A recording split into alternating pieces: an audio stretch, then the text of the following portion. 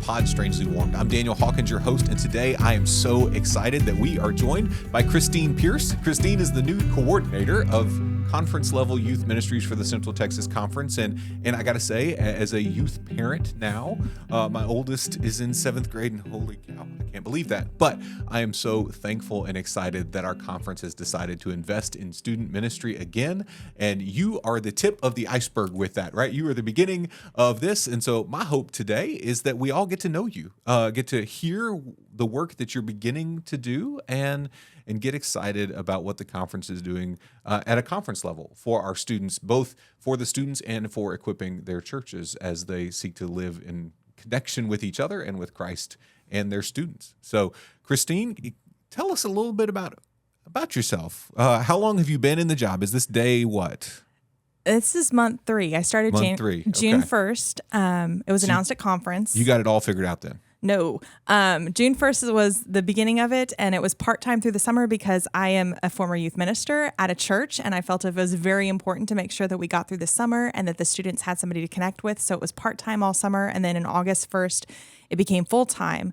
And a huge part of my job has been going out and meeting people that specifically work with youth and youth directors and pastors and finding out what it is that they need and what it is that they want at the end of the day to support their ministry. Because whether or not we want to do conference stuff, that's true. We do want to do conference stuff, but we also want to make sure that they're able to do their things at their location with the community around them, including the churches around them. So knowing who was close to who already had relationships, who did not have relationships. And I think I've gotten through about a third of the conference. So Nice. We still have 2/3 of the conference to go.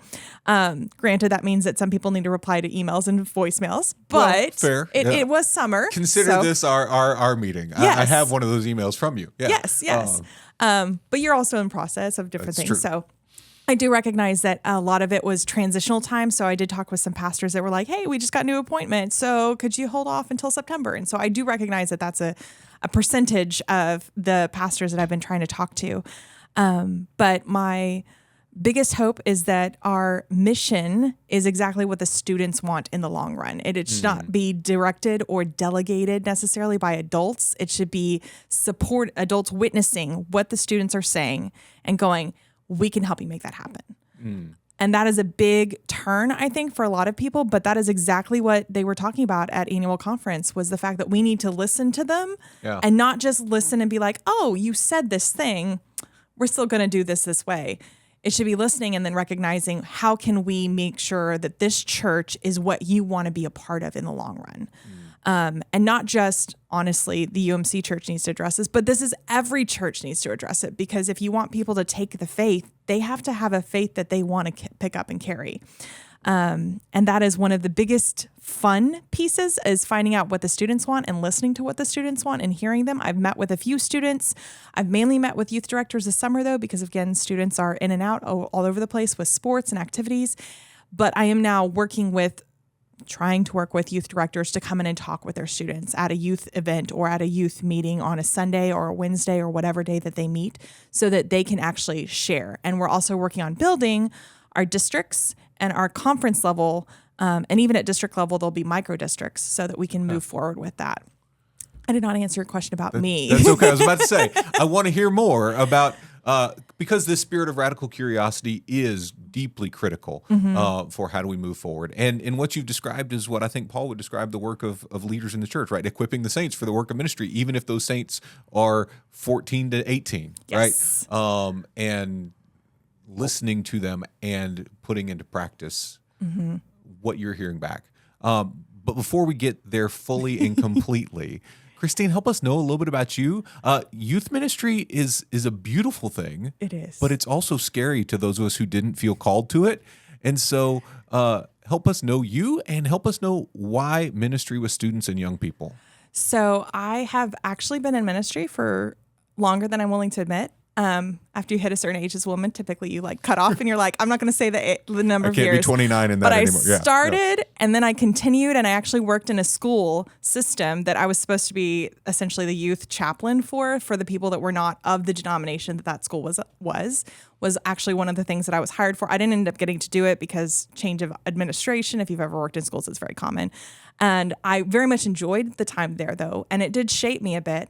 But I I went back to the UMC, and I did not grow up UMC. I grew up Episcopal, and I ended up at Texas Wesleyan, and I was formed UMC by Dr. Jerry Chisholm and a few other people there, Dr. Sowell, despite me perhaps not thinking that I was ever going to be UMC, because the UMC church was where all the kids went, and the town that I grew up in was UMC and Baptist. Those were your options, and I was Episcopalian, which nobody was. Right. My twin sister and my little sister were, but everybody else was not. And so I went off to college, and then I was like, you know what? I think I'll continue studying to be better at this. And my professor, Dr. Gladys Childs, was like, you need to go get a job in youth ministry. This is something you're passionate about. And I was like, no, I don't. I'm going to be a war correspondent. And that was my plan and what I went to college for. And my parents were not really keen on me being a war correspondent, photographer and stuff like that as a female, specifically looking at going to areas. This was after 9/11, like a few years after that. And they were not keen on that. So I was like, I'll do grad school and put off my end goal, but study religion, because part of this all has to do with how we see the world as religion. And I ended up taking courses at Bright Divinity at TCU, and got a master's of, it's called a Master's of Arts of Christian Service. They've now recalled it something else. But I continued in youth ministry. And a few years ago, after I was out of teaching, I had 2 kids. I needed a more flexible schedule. And I was like, maybe because somebody actually found me and they were like, hey, would you be interested in doing this? And I was like, no, I'm not interested in being in ministry, because I'm very much a Jonah. Okay. Like, I don't want... I was getting those vibes. I don't want to do this because it's difficult and it's not fun all the time. And but also at the same time, I am not a children's person, and I had children that I needed to put somewhere because I could not be with them 24/7 and be a sane person. I love teenagers because of the way their brains work. Okay. I know psychology-wise and child development-wise how my children develop. I don't have any clue, though, in practice what that really looks like and how much that stresses me out. Okay. Youth relax me. They're chill. They're cool. Their brains, you just give them 5 minutes and they'll come back around to a normal thought if you're thinking that their thought's crazy.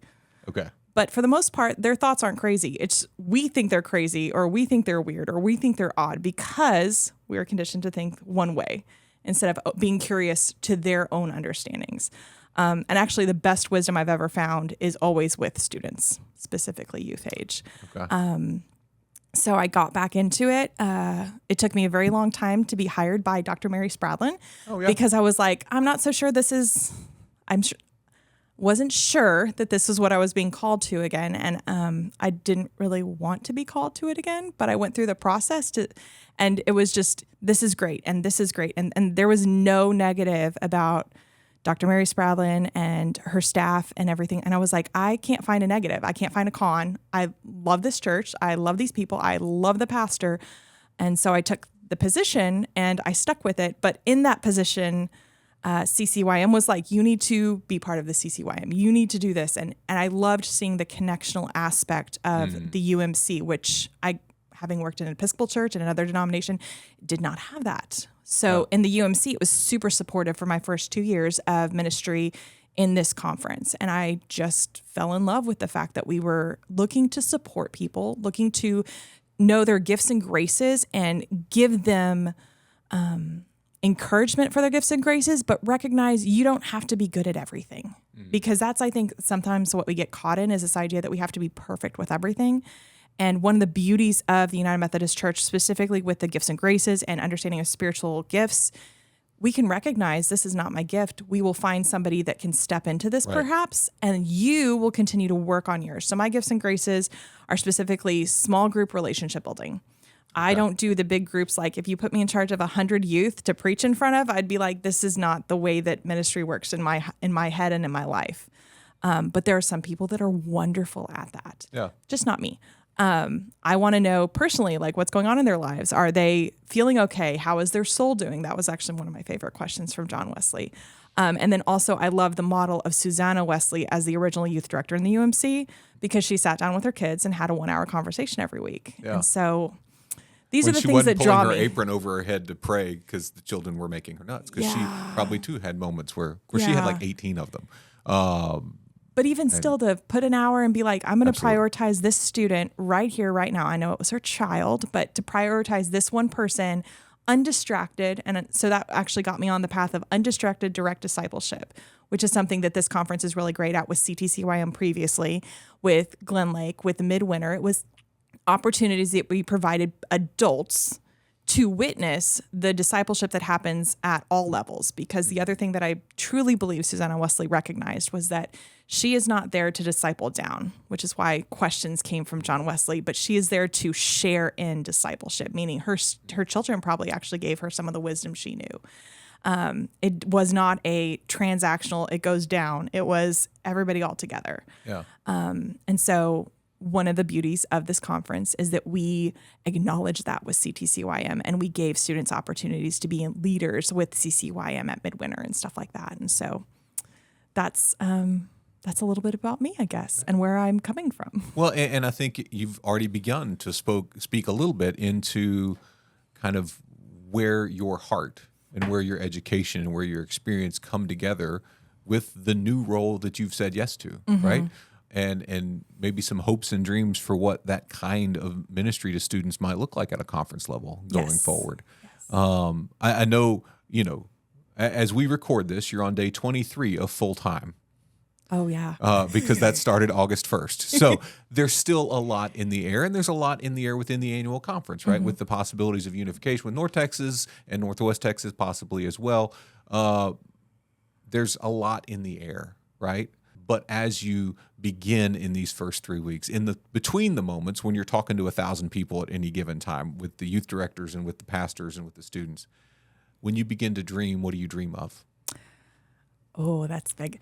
So currently I am working on a plan for us to have in districts that are highly populated in churches, like 43 churches in the East District, I believe, having micro districts of 10 to 15 churches that are collected together. Some of the districts, obviously, that would be the entire district. And trying to build district events that are 2 to 3 a semester. One that specifically is service-based, but also has fun and feeds the students because that's how students like it. You come do the service thing that is actually kind of exciting, and then you get food and fun after it. Like, honestly, even adults love that.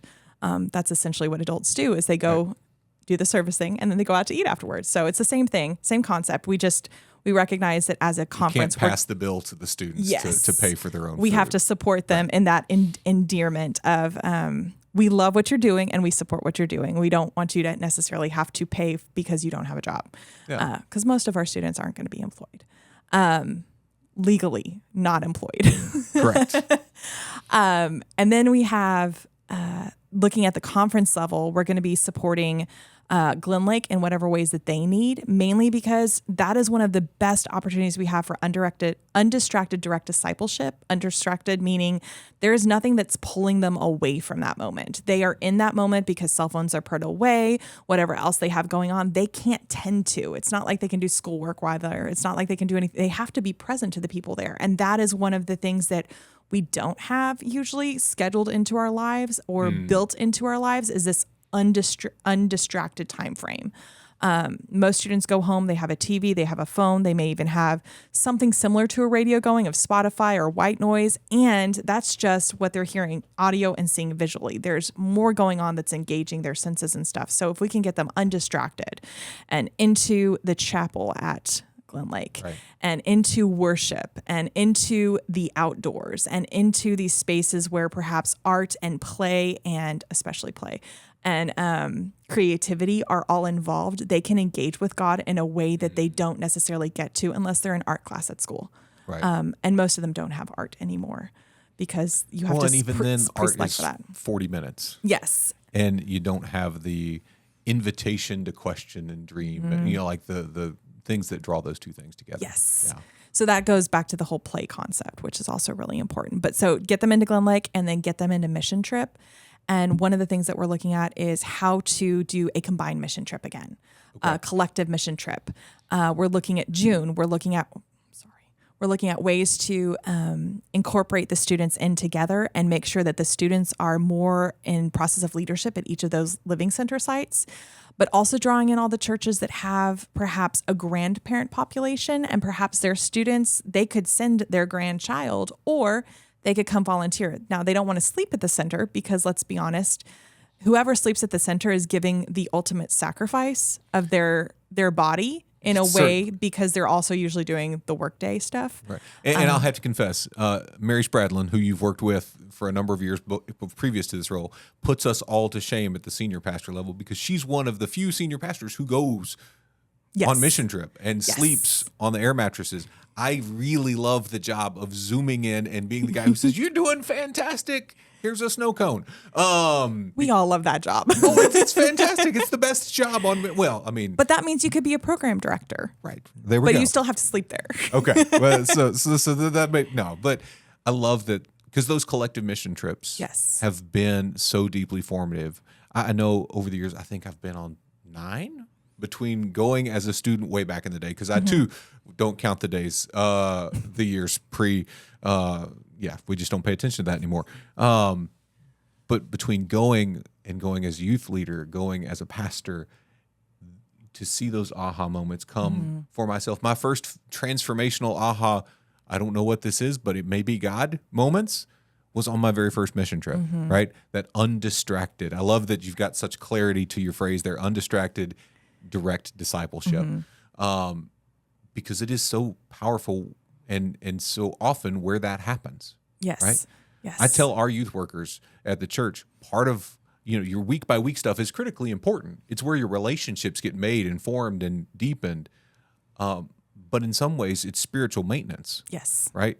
Where the deep aha moments, right? The mountaintops come when they're undistracted. Yes. Come on mission trip. Come on the things you're talking about, helping us cultivate collectively, right? Not saying that our churches can't do those individually, but it's a whole lot easier to fill a van full of kids to come to winter camp at like Glen Lake for the weekend than it is to think through the whole thing and book the space and program it all and collaborate with the students to hear what they want and make it all happen. Yes. It's much easier to fill the van and say, here's $150 a head, let's do this. And the end result probably is better for the young people through our connection and our collective work together that way. Well, if you're going with educational theory, the fact that we're getting a heterogeneous grouping anytime that we're collecting and gathering and we're mixing and matching students together based on not just their skills, but perhaps personality choices. I actually have found a lot of success when you put all the introverts together so that there's not an extrovert that's overwhelming them. But there's also success in putting the extroverts with the introverts to pull them out of their shell and pull the extroverts down to a place where perhaps they can stop. And so there is that you can do on the mission trip that you may not be able to do in your small group. Because in your small group, for example, I had one grade that was all introverts. It was 7 kids. They were all introverts. And then I had another grade that was like 12 kids, and about 10 of them were extroverts. And the other 2 were like, we are not, no, thanks, pass. Which I can totally relate to because I am an introvert. But trying to recognize how we can do that and build that as a community is really important. And also trying to place adults. You may have the best adult for high school, but it may not be a great adult for junior high, but you've only got junior high kids. So having that ability to intermingle and match skills, gifts, and graces and recognize that is, I think, really integral to making the best mission trip that allows for the best, that direct discipleship concept. My favorite mission trips are when the adults are like, wow, these kids are amazing. And part of it because a lot of the times I think adults go into mission trip thinking they're going to teach the students. Sure. And you may teach the students how to hold a drill. How to operate a chop saw. Yeah. Or a chop saw. That is actually a very, very favorite tool for some of my students. They're like, I will be the chop saw operator. When she found out how to do it, I'm thinking of one student in particular. She's like, this is mine and nobody else will touch it. And I was like, that's not how this works. You have to share. But she was set on, she wanted the chop saw because she learned how to operate it. And that was exciting to her. And I don't think she's ever gotten to do that before in her life.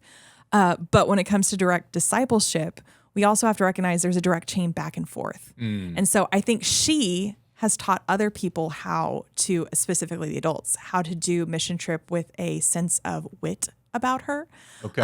In a way that made it like, I can't imagine going on a mission trip now without this one student with me. And so I'm like, I don't know what it'll look like next year, but I would like to be near her during the mission trip because she makes it so enjoyable because she says things, they're short phrases, and you're like, you know what? I think that Jesus is like coming through you right now because it's kind of like, are you so dull? But she'll say stuff like that and you're like, oh yeah, I can be better. And so I think that that's an important part of the discipleship opportunity, is that adults recognize that it's also coming back to us in waves. Whereas we may trickle down to them life skills, they're trickling back. They're not just trickling back to us, but they're, ice bucket challenging us back to like how to be true disciples with so much faith. Yeah. And I think that us as adults definitely need that, because even the most faithful adult, I think, honestly pales in comparison to the amount of faith that a current high school or junior high kid has to hold. So to say yes and still be here. Yes. Because we may have been their age, but we are not their age. So we may have been their age, but we are not their age right now in the world that they're in. And the world that they're in, if we're being honest, it feels very big, but it also feels very small at times. And it's never the way that you want it to feel. Whereas I grew up in a comfortable area of like not knowing what all was going on in the world. I was gifted with that, but with social media, even if they don't have social media, they're aware. So it's all a part of the conversation. So it sounds like as we dream, right? We're dreaming about collaborative mission trip again. Yes. And I noticed your phrases on purpose there. You said you're an introvert, which means you think through your responses to everything. And unlike the external processors among us who just like say, well, let's talk about it and work our way through. So I'm assuming that language is intentional. Yes. Right? Collective, collaborative mission trip. Continuing with retreat opportunities. Yes. Continuing to empower and equip our young people, not only to be formed by our ministry, but to form it themselves. And did I hear, I hope I heard, some work on how do we help local churches equip their adults to both be givers and receivers of holy wisdom? So that is one thing that we're looking at, is we recognize like there's ministry safe. That is the basic parameter of you have to do this in order to be an adult working with students. But there's also so much more to learning how to be an authentic adult, learning that they're not looking for you to put on a face and put on a show. They want to know who you are and that you're comfortable in it. And the other thing is they have great meters when it comes to reading when you're lying or when you're being false. Right. And they probably have better meters than like even my generation of, older millennials. We like to think that we're the greatest sometimes. Somebody called me a geriatric millennial the other day. I did not appreciate that terminology. It's true. I don't appreciate that either, because I don't know if I fall in that category now. We can talk about it afterwards, where the breakdown is. But you're right. As Chelsea said on the podcast previously from Highland Park, she was less delicate than you were.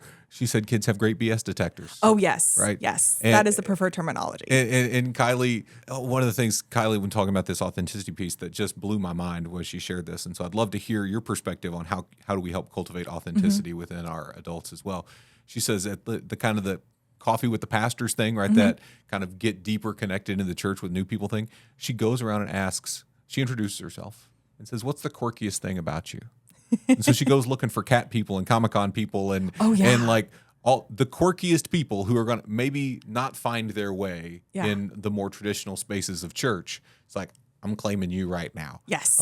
Because you may be quirky, but you're real in that quirkiness. And you're willing to own it and put it out there. Yeah. So Dungeons and Dragons used to be really frowned upon like 40 years ago. I want to say 40 years ago. I don't know how long ago it was. But when I was in junior high, it was not cool. Now it's seen as cool, but it's not seen as like super cool because we socially accept certain things as being cool. Knowing the statistics of all of the football teams in the nation, that is conceived as cool, perceived as cool. However, knowing the fact that, this is an orc, I think that's a character in it. I've tried to make characters before and I've been kicked out of different things. They're like, that is not a real character. I wanted to make a unicorn kitty cat dragon thing. And apparently that does not exist in D&D. So I've been told to recreate my characters in different ways because I still have never played a game. But it's now kind of more socially acceptable because we are leaning into that authenticity and being willing to be weird. So one of the ways that we do that is on my past mission trip, we did this thing called Bedtime Story, which was actually started by Claire Condry. And I need to acknowledge that. Yeah. May have been started by someone before her, but I know it from Claire Condry, where the students give us 2 to 3 words each or for each adult. And then the adults have to do a paragraph by paragraph story, passing it down as improv. Fantastic. For me, improv is the most impossible thing in the world. And so they got to see me being completely awkward, trying to use the words that they created. And I always try to pick the hardest words so that I wasn't passing the hardest words to the next person. Sure. Because there's a certain amount of evil if you're doing that as a group of adults, like to give the last person the worst words. This is when Jesus says, love your neighbor as you love yourself, and, right? And this that's is part how of you it. love your neighbor, right? And they Take would on also the hard things. Sometimes students want to pick the hardest words as far as nobody knows the definition of them. So I try and throw in, because I'm nerdy, and do that for them to support that. But the ability to pass that down and showcase we're uncomfortable, we are doing something that is out of our norm, we are trying to entertain you as best as possible, but also recognizing that this is not our skill set. And then it would close with Reverend Tim Clifford, who is brilliant on his feet, brilliant storyteller, and can improv anything at any time. And so we were very grateful that he closed. But at the same time, I would sit there in awe of and the kids saw, they're like, you think he's really smart, don't you? I was like, of course he is. Did you not just see what he did with this story that was going in 42 different directions? And so there's that authenticity that you can showcase and show the fact that it's okay to be uncomfortable at times. It's okay to share that piece of you. Yeah. And in small group, it was, with these, I think we had 12 to 15 or 20 kids, not 20 kids, but I think maybe 15 kids or something like that. And being there with them and them seeing that, I think also opened up a channel of them being willing to be more their authentic self. In the school systems that they are in the social media things where they are literally taught to curate their lives and put up masks. And this is the social media for when I'm looking fitness wise. And this is the social media for my Finsta is what we used to call it, but they don't really have Instagram anymore. And this is the social media for this persona. And this is there's something great about the fact that we embody the entirety of it in front of them so that they feel more comfortable embodying it and then taking it home with them. Yeah. And that's one of the greatest parts about that direct discipleship. It's one of the greatest parts of being authentic. But that's one of the things that we will be trying to teach all of the people is you don't have to change. You just have to be present. And that presence, as long as it's an authentic presence and you're not trying to put on a happy face, is something that moves students in ways that enables them to then live out the gospel, not just as a witness to it, but as a person that embodies it themselves. And that's a really important piece, I think, of what the conference can do and support the youth leaders and the youth workers and the volunteers at any given church. Because this isn't going to be true just for youth. This is going to be true for the children that we're working with that are Gen A. And I have no doubt that it's going to continue to be a piece, is this rejection of falseness and the move towards authenticity. Well, because if we need things to be pretty, we got 1,000 things that can produce false pretty, right? If we need it to be slick, we got 1,000. You can do things on Canva these days that way back in the day, you had to spend hours on Photoshop to make the simplest of things happen that, anybody with a Canva account can do today. Or you could just do it in AI. Right. Or you can just do it in AI. Right. You can say, whip me out a giving letter in AI and it'll spit one out. Now, it's not very good, but, it depends on the level of prompts that you give it, but Fair. But what none of that can replace is real human, one-to-one, small group connection. Yes. Seeing that faith is really forming your life, and it might have a chance of forming mine in moments where I'm not sure or when I'm skeptical.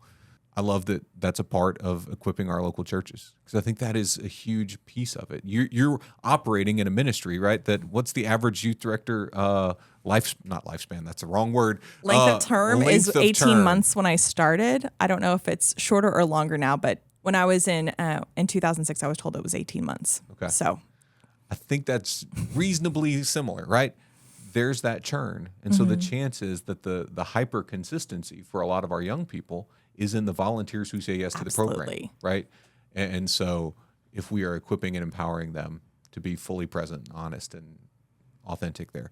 We got slightly derailed. Sorry. No, it's okay. This is the best kind of conversation. You are in a conversation with a high E extrovert who will chase rabbits with you all day long. And it doesn't help that I'm ADHD. Well, it's okay. It works. Collaborative mission trip. Yes. We named that was named on purpose. Yes. Right. We've heard great hues and cries from across the conference for the bringing back of CTCYM because it was so meaningful and formative for our soul. What I hear you saying is that is coming back in spirit. Yes. So CTCYM will not be the name of it, because we will most likely be working with other organizations to enable us to ensure that there is plenty of leadership that is well trained. One of the issues that we had with CTCYM at times was that sometimes people would go rogue. Like you were told, do not get food at Sonic, and then an adult would. So we will be having a little bit of, bringing that back in and trying to keep checks and balances to some degree, but also recognizing that we may not currently have the connection since we've been out of ministry in this way for 5 summers now. But there's other organizations that have those connections that we can connect with and instead do a currently Central Texas Conference wide collective mission trip somewhere. Okay. And utilizing those connections in different ways. I've heard great things about, for example, ASP. Well, we will never have the connections that ASP obviously has. We would have to take the entire conference to go to ASP and go through their process. Now, I'm not saying we're going to Appalachia anytime soon. I think that we're going to start small and make it very attainable, because the other thing is a huge piece that CTCYM, I think, filled was the cost of mission trip being equitable. Right. And ASP, I think, starts at like $500 plus the trip there. So we're going to be looking at how to support churches to enable them to take as many students as humanly possible with the adults that we have, but also recognizing some churches have a surplus of adults and some churches have a surplus of students. So how do we pair them up to make them work together in a way that honors the gifts and graces that they have? And also, I know that some people went on mission trip with CTCYM and it was 120 people in a living center. That's really hard to get direct discipleship opportunities because it's just overwhelming. So if we can shrink that down to 40 to 50, maybe 60 people in a living center, that will be one of our also goals. And then one of the things that I've realized in the past 3 years of doing mission trip is that we can no longer do that 8 to 3 role. It's too hot. I mean, unless we're going to go I guess up to Canada, it's too hot. I spent some time in Red River, New Mexico this summer. I would sign up. I would go and sleep on the floor if we were working in Red River, because in the summertime, it was 50s to 70s. It was glorious. I'll take that. I'll take that any day. Now working on vacation houses is probably not the same spirit and intent of collaborative student ministry. Yeah. And the other thing about being collaborative is we recognize that there's this unification process happening. Sure. And so what we do will also be able to invite other people into it, other churches, perhaps in the North Texas, perhaps in the Northwest Texas, and bring their students along with us so that they can get to know other students. So that is part of how we're selecting and choosing and planning, is trying to make sure that we are making it accessible. Yeah. It's not going to be the mission trip to Costa Rica for some churches that they get to do, and they get to do it every year. It's going to be instead probably something with, for example, Texas Ramp Project, where they are 9 months behind because of COVID on building ramps. And so they need teams to come down and do 2-day projects, because they can get 1-day projects done, but the 2-day projects require a team that's there for 2 days, not just a Saturday. Or other organizations similar to that have a connection and that have been in process with these people, because that's the other thing that some people didn't really appreciate is we went to, in some cases, their projects were in the area, but that church may not have been connected to this family. So we may have helped this family with something, but there was no connection to follow up to make sure that that thing was still intact and supporting it, and that there was not the community aspect of it. Right. And so we're going to make sure that we're pairing with organizations that are specifically geared towards keeping in connection with the people that we're serving, because we recognize we would like to be part of that community, but by leaving, we are just extending their community, but not necessarily keeping in contact with them, so that there is that support afterwards. And it's nothing against, it just depends on certain communities that you go to have this already in place and some of them don't. So we'll be picking those that do already have it in place and trying to figure out how to, for those ones that perhaps don't, extend the other community, the primary community giver, to that area and support that area, so that we're not feeling a disconnect later. Yeah. One of the things that I think was really great is we went on a mission trip in 2021 and lucked out that we could do that because, of course, COVID. Sure. And the students were able to go back this past summer and see the ramp they built. 2 very years good. later, Yeah. looking exactly and serving the community the way that it was intended to. And so there's some joy in that, and ramps are just so much fun to build because it's power tools, and students love a good power tool. They do. Despite the heat and despite the sweating, but there's different things that we can do. And so if you are interested in helping serving in that way and helping guide that, we will be looking for people to step up, and applications will be going out in September, and we're going to be collecting people from every single district is going to be an important piece of this. There's 5 districts in this conference, to make sure that we're supporting all of those different interests and understandings of what mission should look like. And specifically, there will be youth very predominantly on every single committee that I do, because youth are such an important valued asset. And the role of the adults will constantly be, I hear what you're saying. How can I support you in getting to that?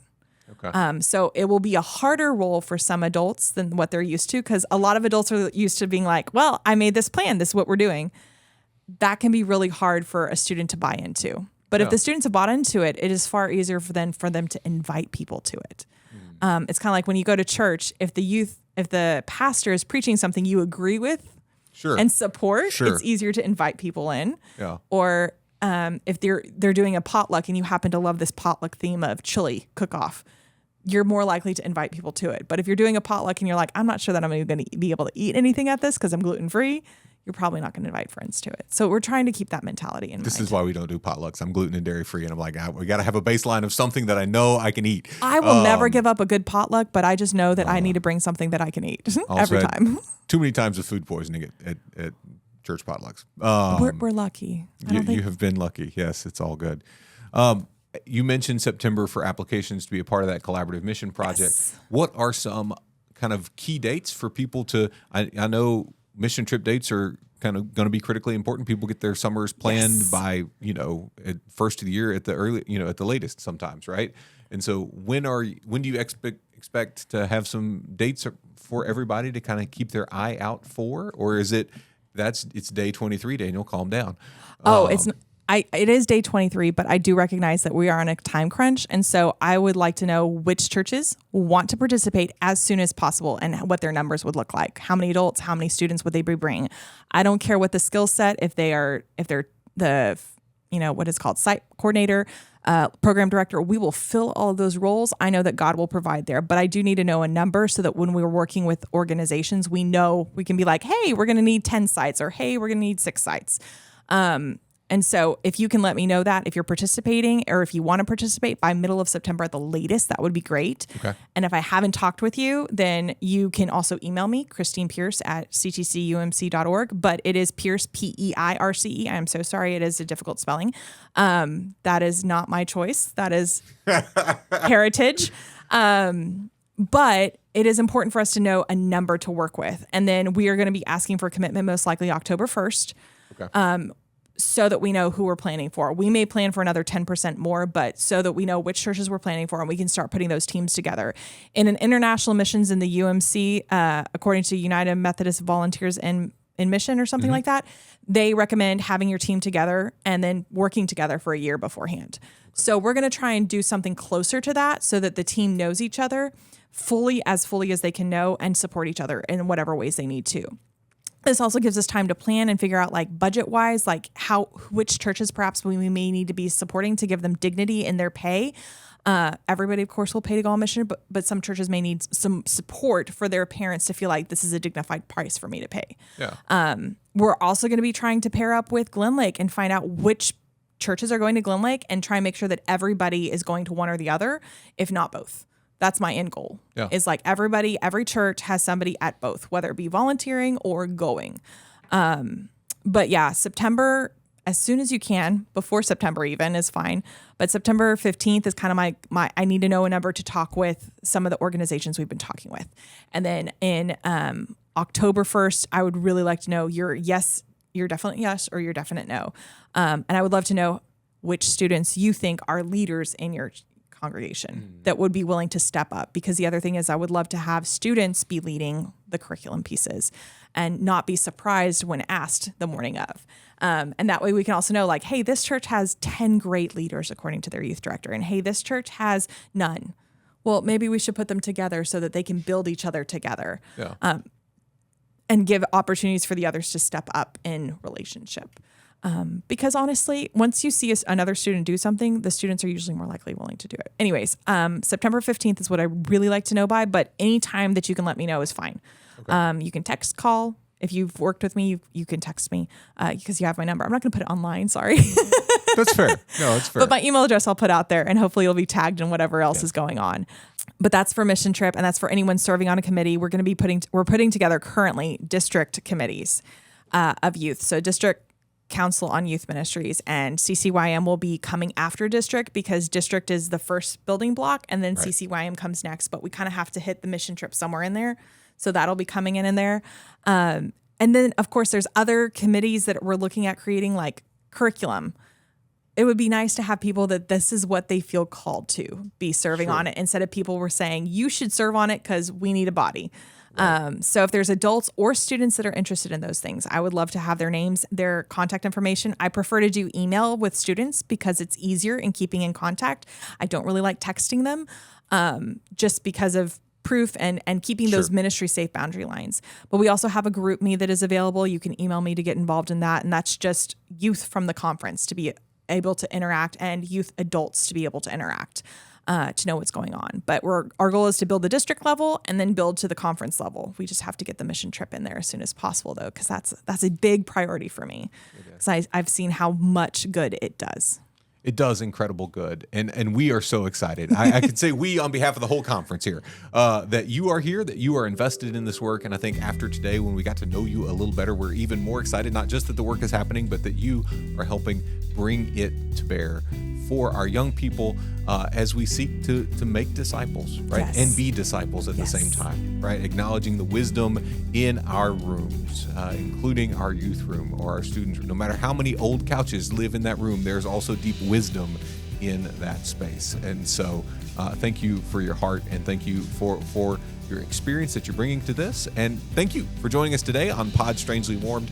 I hope and pray that you will consider how you and your church can be connected and a part of what the conference is doing for our students and student ministry, whether it's at Glen Lake or through the collaborative mission trip that's upcoming or the district or micro-district events that will be coming soon.